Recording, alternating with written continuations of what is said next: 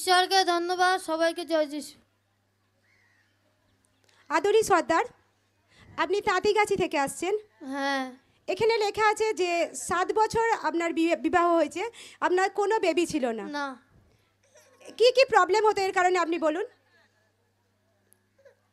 কি কি বলতেন বাড়ির লোকরা যে 7 বছর আপনার বিয়ে হয়েছে কোনো বাচ্চা নেই, তো কি প্রবলেম হতো আপনার পরিবার জীবনে, সব কিছু আপনি বলুন। পরিবাররা কিছু বলতো না, পাড়ার লোকও বলতো কি এর বাচ্চা কাচ্চা হচ্ছে না। নিজের একটা খারাপ লাগতো, এতদিন বিয়ে হয়েছে বাচ্চা কাচ্চা হচ্ছে না। প্রচন্ড চিন্তার মধ্যে ছিলেন। পাড়া প্রতিবেশীরা আপনাকে অনেক বাজে বাজে কথা বলতেন। তাদের বাচ্চা আপনাকে কোলে নিতে দিত না। তো এইভাবে আপনাকে যখন বলতো যে অনেক দিন বিয়ে হয়েছে, এদের মনে হয় আর বাচ্চা হবে না, তারা অনেক রকম বাজে বাজে কথা বলতো। তো সেগুলো যখন আপনি শুনতেন তো আপনার প্রচন্ড মনে কষ্ট হতো, আবার কান্নাও করতাম। প্রচন্ড পরিমাণে কান্নাকাটি করতেন আপনি বাড়িতে।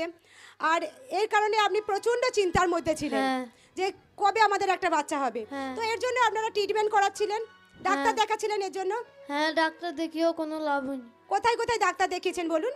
কলকাতায় দেখিয়েছি, কল্যাণী, বালুরঘাট। কি বলছিলেন ডাক্তার আপনাদের ঘরে? ডাক্তাররা বলতো কি রিপোর্ট ঠিক আছে, সব ঠিক আছে, হয়ে যাবে। এখানে যখন লেখা আছে যে ফার্স্ট টাইম যখন আপনারা ডাক্তারকে দেখান তো ডাক্তার আপনাদের রিপোর্ট করতে বলেন। তো রিপোর্টে ধরা পড়ে যে আপনাদের ডিম্বাণুর সমস্যা আছে, আর এর কারণে আপনাদের বাচ্চা হচ্ছে না। তো আপনাদের ঘরে চিকিৎসক অনেক মেডিসিন দেন, আপনারা মেডিসিন খেতে থাকেন, এবং সেই চিকিৎসকের কাছেও যখন দেখছেন যে আপনারা ফ্রি হতে পারছেন না, বেবি কনসিভ হচ্ছে না, তো তখন ফিরসে আপনারা চিকিৎসক পাল্টান। পাল্টে পাল্টে আপনারা 2-4টে চিকিৎসককে আপনারা ট্রিটমেন্ট করাতে থাকেন, এবং লাইফে কোনো ফল ছিল না, কোনোভাবেই আপনাদের প্রেগন্যান্সি রিপোর্ট পজিটিভ আসছিল না। তো এইভাবে লাইফ চলতে থাকে, 1 বছর 2 বছর করে 7 বছর পেরিয়ে যায় আপনাদের বিয়ে। তো এইভাবে যখন চলতে থাকে আপনার প্রচন্ড কষ্টের মধ্যে আপনার লাইফ কাটছিল। একটা টাইমে যখন আপনার প্রার্থনার কথা জানতে পারেন, আপনি নিয়মিত প্রার্থনায় আসতে থাকেন, ঈশ্বরের বাক্যকে শুনতে থাকেন, সাক্ষ্যকে দেখতে থাকেন। আপনি যখন দুসরা জনের সাক্ষ্য দেখতেন যে মণ্ডলীতে কিভাবে জীবিত ঈশ্বর লোকদেরকে বেবি সহিত ব্লেস করেছে, জীবিত ঈশ্বর লোকদেরকে কিভাবে বাচ্চা সহিত আশীর্বাদ করেছে, সেই সাক্ষ্য যখন আপনি শুনতেন তখন আপনার কি মনে হতো? ভাবতাম কি যেরকম ওই দিদিরা সাক্ষ্য দিচ্ছে, আমি আমার বাচ্চাকে আমার স্বামীকে নিয়ে সাক্ষ্য দেব, ঈশ্বরকে ধন্যবাদ জানাবো। দুসরা জনের সাক্ষ্য দেখে জীবিত ঈশ্বরের প্রতি আপনি ভরসা করতে শুরু করেন, জীবিত ঈশ্বরের প্রতি আপনি বিশ্বাস করতে শুরু করেন যে জীবিত ঈশ্বর আমাকেও বেবির সহিত আশীর্বাদ করতে পারে। আমিও একদিন ওই জায়গাতে দাঁড়িয়ে বাচ্চাকে কোলে নিয়ে হাজবেন্ডকে পাশে নিয়ে আমি সাক্ষ্যকে দেব। তো আপনি পুরো বিশ্বাসের সহিত প্রার্থনা অ্যাটেন্ড করতে থাকেন। তো এইভাবে যখন লাগাতার প্রার্থনায় আসতে থাকেন, 29/3/2024 গুড ফ্রাইডে মিটিং এ, আপনি সেদিন গুড ফ্রাইডে মিটিং এখানে ছিলেন না, আপনি বাড়ি থেকে অনলাইন প্রার্থনা ফলো করছিলেন। আর সেদিন যখন অনলাইন প্রার্থনা ফলো করছিলেন, ঈশ্বরের দাস সেদিন ফায়ার প্রার্থনাকে করছিলেন, যে ফায়ার প্রার্থনা যে মুহূর্তে লোকরা রিসিভ করবে তো লোকরা প্রেগন্যান্সি রিপোর্ট লোকদের পজিটিভ আসবে। আসুন আমরা সেদিনকার ফায়ার প্রার্থনা ভিডিওকে দেখি। Receive fire the name of the Jesus. জীবিত জলের স্রোত আপনার লাইফ দ্বারা বইতে শুরু করুক। জীবিত ঈশ্বরের সামর্থ্য আপনার মধ্যে আসুক, জীবিত ঈশ্বরের সামর্থ্য আপনার মধ্যে আসুক। Receive fire the name of the Jesus, receive fire the name of the Jesus. আজকে সামর্থ্য রিসিভ করার পর লাইফ সেম থাকছে না প্রভু যিশুর নামে। আজকে সামর্থ্য রিসিভ করার পর লোকরা প্রেগনেন্সির সহিত আশীর্বাদকে পাচ্ছে।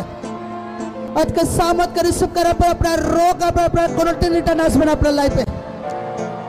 অনলাইন লোক ব্রাঞ্চের লোক প্রভু যিশুর নামে ফ্রি হয়ে যান।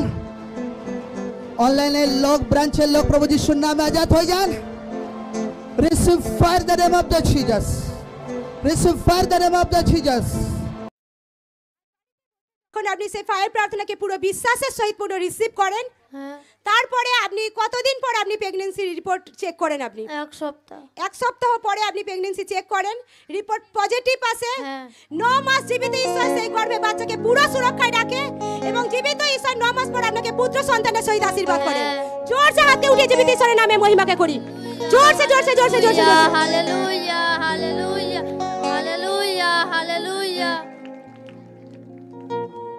7 বছর ধরে আপনাদের কোনো বেবি ছিল না, অনেক ট্রিটমেন্ট করিয়েছেন, লাইফে কোনো ফল ছিল না, কিন্তু যে মুহূর্তে প্রার্থনাতে আসেন, জীবিত ঈশ্বরের প্রতি বিশ্বাসকে করেন, জীবিত ঈশ্বরের প্রতি ভরসাকে করতে শুরু করেন, তো জীবিত ঈশ্বর 7 বছর পর আপনাকে পুত্র সন্তানের সহিত আশীর্বাদ করেন। তো আপনি এখন খুশি আছেন? হ্যাঁ, খুশি আছি। আপনার বাচ্চার বয়স এখন কত?